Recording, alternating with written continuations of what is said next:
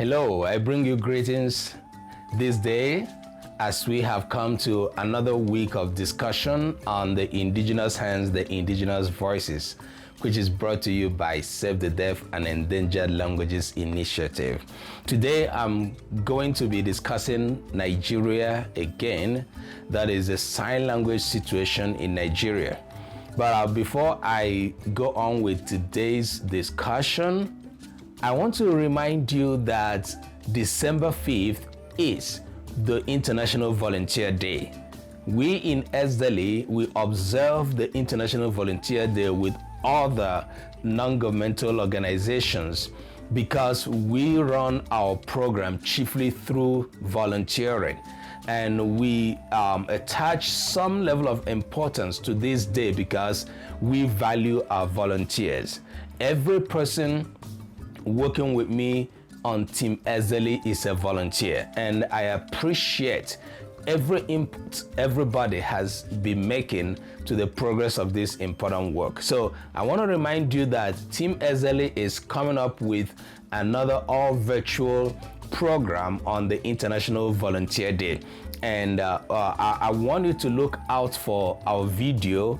It is going to be a premiere video again, like we did in the International Day of Sign Languages, and we really want you to enjoy that moment with us. Watch out for our International Volunteer Day 2020. Thank you very much for following us all these days. We are not going to disappoint you. In today's discussion, I want to recapture Nigeria, re-examine the Nigerian deaf community and the sign language situation in Nigeria. And you know, this is what I have been treating for the past 3 weeks. We have been able to discuss to some extent Gabon, and we've discussed a bit of Ghana, and today I am talking about Nigeria again. And today I want to paint some graphic pictures of the difference between an indigenous Nigerian deaf community and the contemporary deaf community. In my studies, I have found out 2 major deaf communities in Nigeria and the sign language that they use. The first, the indigenous deaf community and the sign language they use. The second, the contemporary deaf community and the sign language system that they use.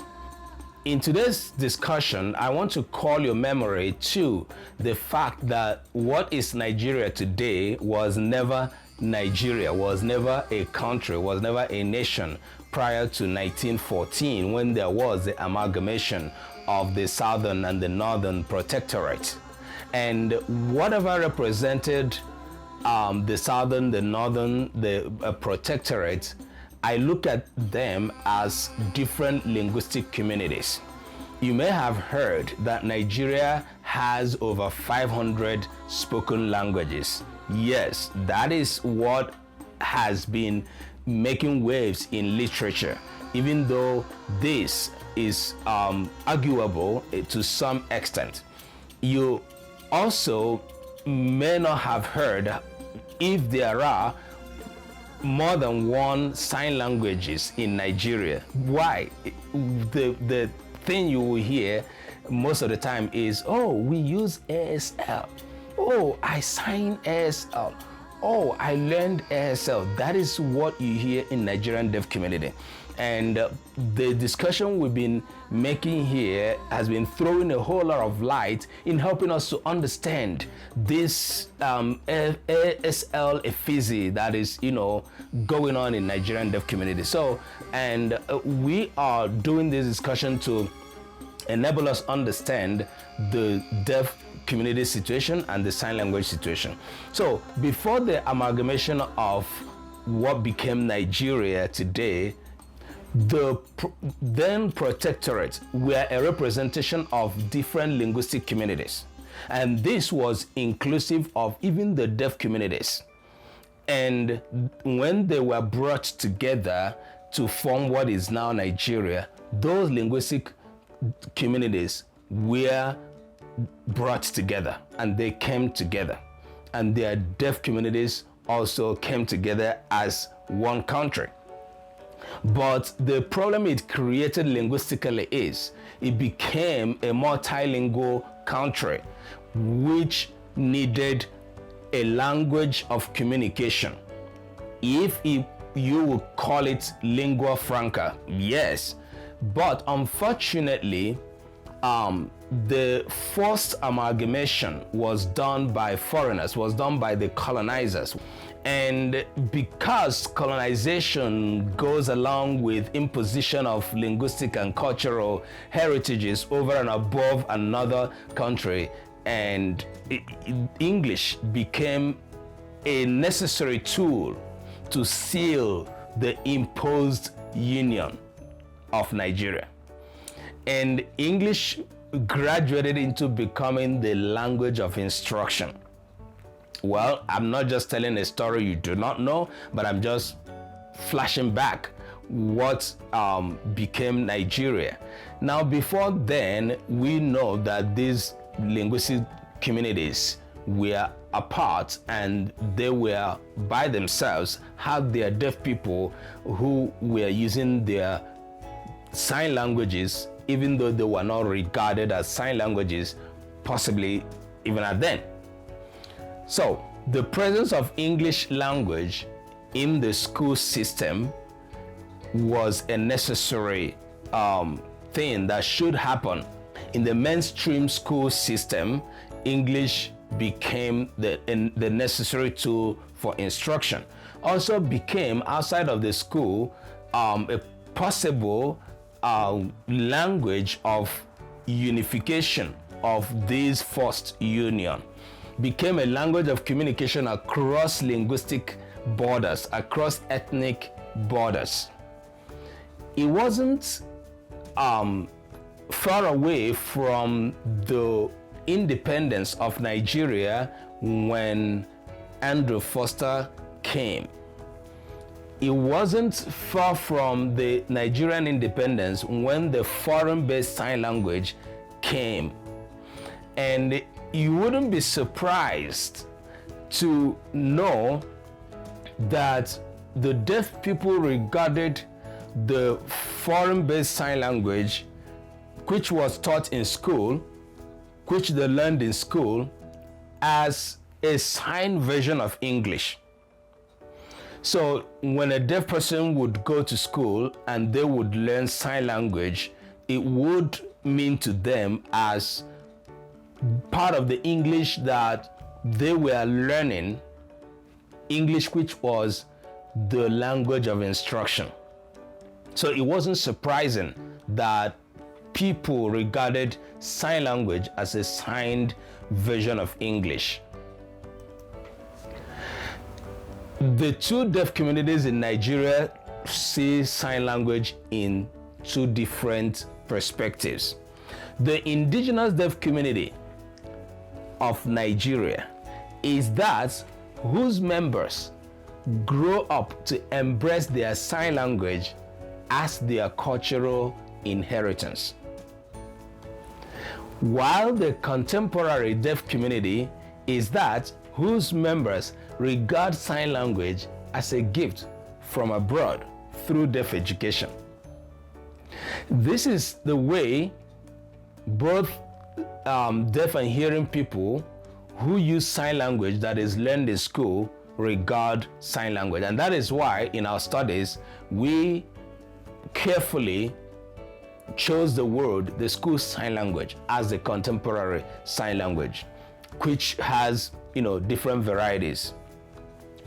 But the indigenous deaf community is now the deaf community that is made up of the different linguistic communities that were merged together. And you would always find out that whenever we talk about the Nigerian Sign Language, it becomes a multiplicity of thought in the minds of many people as per which one are you talking about? Which of the Nigerian sign languages? Are you talking about Hausa Sign Language, Igbo Sign Language, Yoruba Sign Language? Are you talking about Efik Sign Language, Ibibio Sign Language, and all those? You don't blame anybody that thinks in that way. The reason for that thought is looking at Nigeria as a linguistic entity, which is not, but a political entity and a multilinguistic community. You find out that the forced union could not force languages to become one. Of course, it is something that would never have happened. And that was how English stepped in to play the role of communication.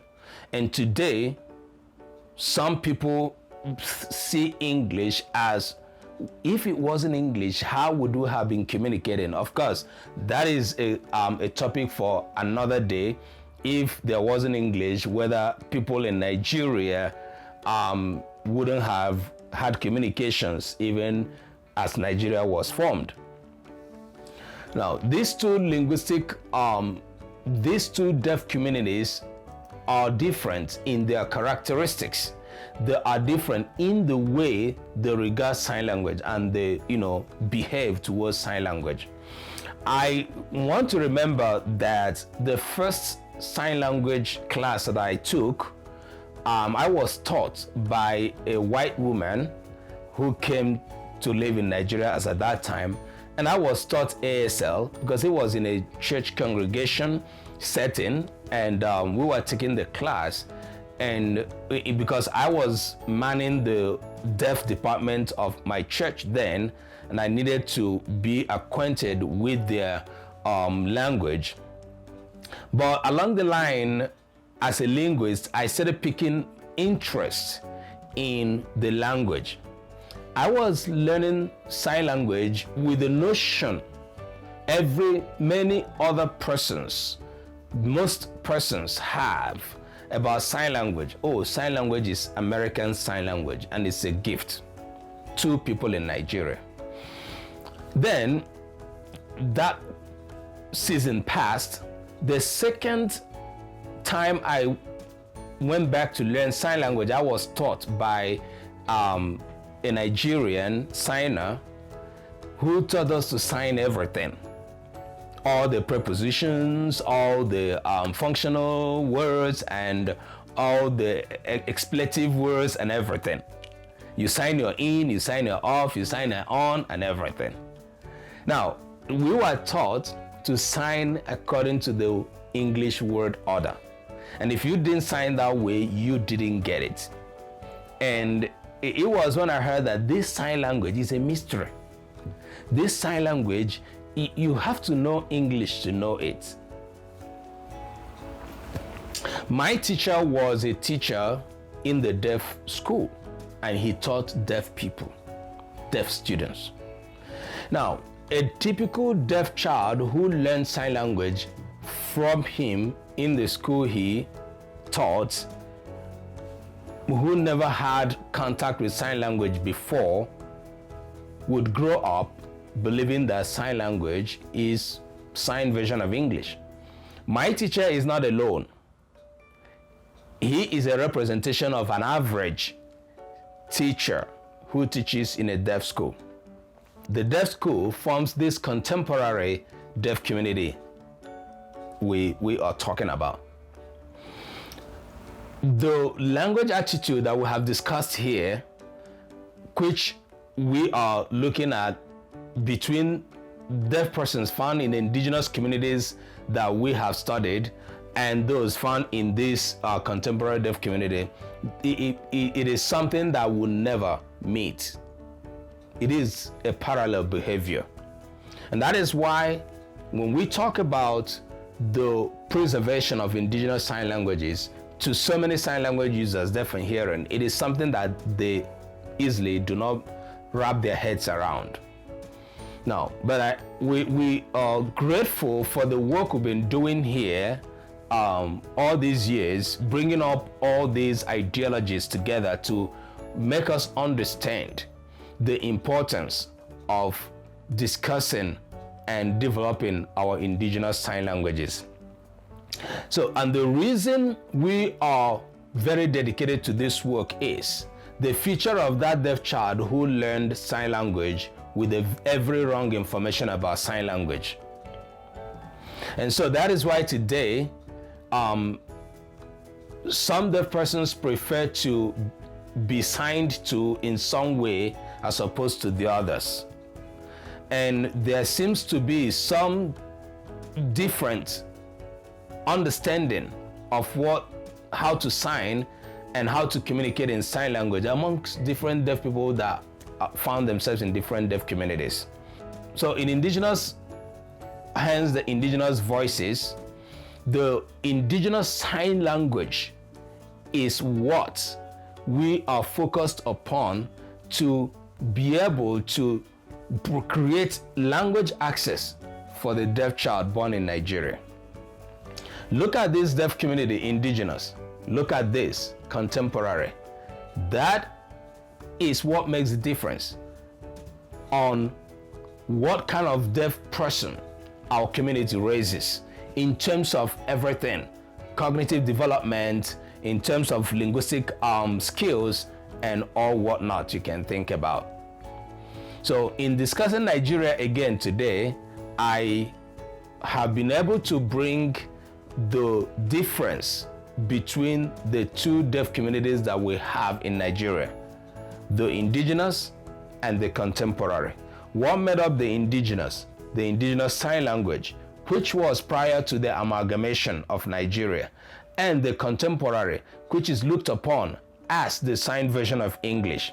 And that is what we are saying. It is not the cultural heritage of the deaf people in Nigeria. It could be a language of education. It is not the cultural heritage. And it is not the language that a deaf child born in a hearing community should grow up with without the Indigenous. In the next week, we might have to continue the discussion about Nigerian Sign Language and the Nigerian deaf situation. But today, put it in your head that there are two basic types of deaf community in Nigeria, the Indigenous and the contemporary. And there are also two types of sign languages used in Nigeria. And this makes a great difference. Don't forget that. This is the Indigenous Hands, the Indigenous Voices, where we dissect Indigenous sign languages and the deaf communities. I'm going to see you next week. Until then, be happy. Don't worry. Bye.